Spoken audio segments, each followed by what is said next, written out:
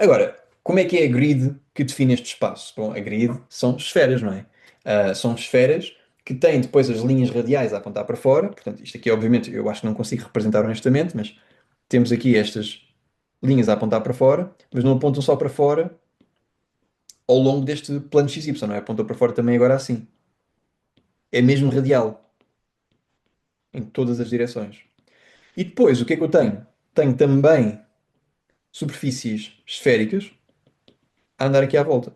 Portanto, eu sei que eu disse que isto não ia ficar muito bonito, mas é. Não se percebe claramente nada. Mas é como se fossem várias superfícies esféricas, ok? Para os vários raios. E portanto, essa é a minha nova grid. Então, como é que fica definido, digamos, o elemento do volume agora para coordenadas esféricas? De um ponto de vista geométrico, como é que nós podemos fazer essa derivação? Relembro que é possível sempre calcular o determinante do jacobiano da transformação, ok? Portanto, é só calcular o jacobiano da transformação e depois calcular o respectivo determinante. E temos aí o fator de ajuste, ok? Aquilo que eu vou fazer é uma derivação geométrica. Vou pensar se faço ou não ainda depois o cálculo com os jacobianos. Não acho que haja necessidade, porque vocês vão lidar com isso em cálculo 3, penso que já lidaram com isso em cálculo 2, e não é assim tão relevante, porque vamos sempre trabalhar com estas geometrias. Eu só preciso que saibam de onde é que vêm estes fatores de ajuste e de correção do espaço, porque vão utilizá-las certamente para fazer os cálculos de volume e de superfície em vários tipos de coordenada. Agora, não preciso que calculem os jacobianos. Portanto, estou a pensar se faço isso ou não. Mas geometricamente, como é que eu derivo isto? Bom, em primeiro lugar, é pensar nas polares, não é? Porque, lembrando, isto aqui tem geometria polar aqui para este plano XY. E, portanto, tem lá está aquela figura geométrica que não é um quadrado e que depende do arco, que por sua vez depende do raio. Só que, no entanto, antes eu tinha isto mais ou menos assim, mas olha se eu vou conseguir desenhar isto como deve ser. Tinha aqui o meu dr assim, não é? Que agora na verdade não é dr. É o quê? É dρ. É dρ. E depois, o que é que eu tenho também? Eu tenho este comprimento deste arco aqui, que é o quê? Não R, mas sim ρ dθ. Lembrem-se que eu visto isto de cima, vejo isto com o ρ, que é a projeção de R no plano XY. Um, e, portanto, o que é que eu vou ter ainda mais? Eu vou ter agora esta pequena variação ao longo, digamos, do meridiano da esfera, ao longo aqui do φ. Como é que é caracterizada esta pequena variação assim? Bom, é isto. Só ver se eu consigo desenhar isso. É algo deste género.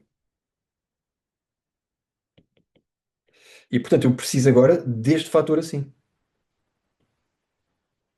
que é um novo arco, não é? Mas agora é um arco desta inclinação em relação ao eixo Z. Bom, eu tenho aqui, como é que é definido esse arco aqui, assim, então? Bem, este arco é aqui definido com R e dφ. R, dφ. E, portanto, o que é o meu elemento de volume aqui? O meu elemento de volume é nada mais, nada menos do que dρ, ρ, dθ, R, dφ. A ordem disto não importa muito, não é? Vou pôr os Ds todos juntos. Agora, o que acontece? O que é ρ? Rho é R seno de φ. O que é dρ? Que era o que devia estar aqui. Não é? O que é este dρ? Este dρ é exatamente dr, porque eles variam, no infinitésimo, eles variam exatamente a mesma coisa. Algo que é tendencialmente zero. Então eu posso simplesmente escrever isto como dr, e no caso deste rho que aqui está, ele está definido por ser R seno de φ. E portanto, fazendo a substituição, isto vai ser R vezes R ao quadrado, seno de φ. dr, dθ, dφ. E este é o elemento de volume para as coordenadas esféricas. Viram que foi menos imediato, já requer algumas considerações geométricas um pouquinho mais cuidadas, mas, no entanto, percebe-se perfeitamente de onde é que isto vem. Não é? Vem da pequena variação, por um lado em E de R, por outro lado em E de θ e por outro lado em E de φ. E tendo em atenção que, no caso do E de θ, o que está a variar não é o R em si, é a projeção desse R no eixo XY, porque é isso que vai definir então o versor E de θ, porque é só azimutal. E fazendo então essa consideração, então extrai-se quase que imediatamente o valor dessa unidade elementar de volume para o cálculo de integrais. Bom, como é que eu calcularia então um integral esférico? Bem, temos aqui o volume, correto? Vou calcular o volume de uma esfera, puramente dita. Ahm, aqui vai de 0 até R, se isto tiver raio R, de 0 até R. O θ vai de 0 a 2π, que é para dar a volta completa aqui. E o φ vai de 0 a π, que é para que essa volta completa venha desde cá de cima até cá abaixo. E assim cobre toda a superfície esférica. Depois, como eu também estou a variar o R, não é?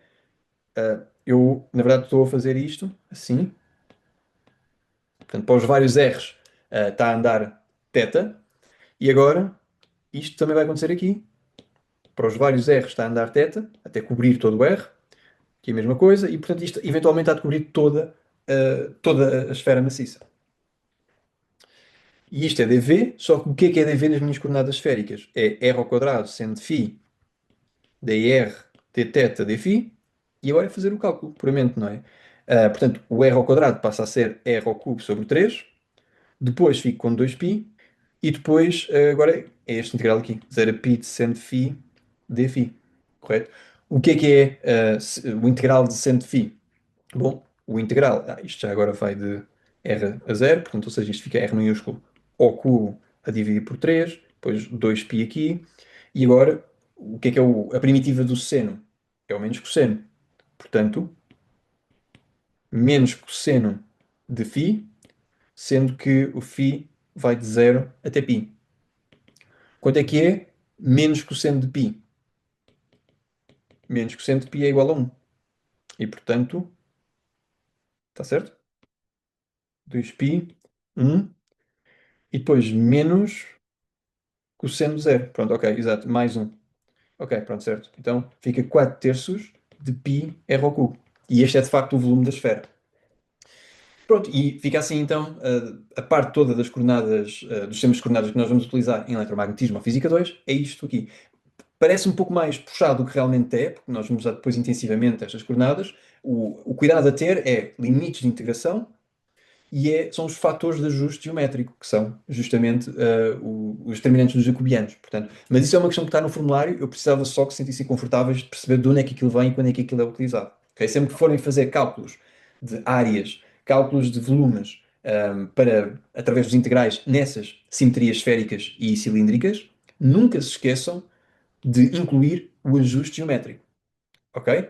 Derivado do facto de estar a deformar o espaço para aquelas coordenadas, que se está a descrever o mesmo espaço, mas agora num tipo de coordenadas que é diferente das cartesianas.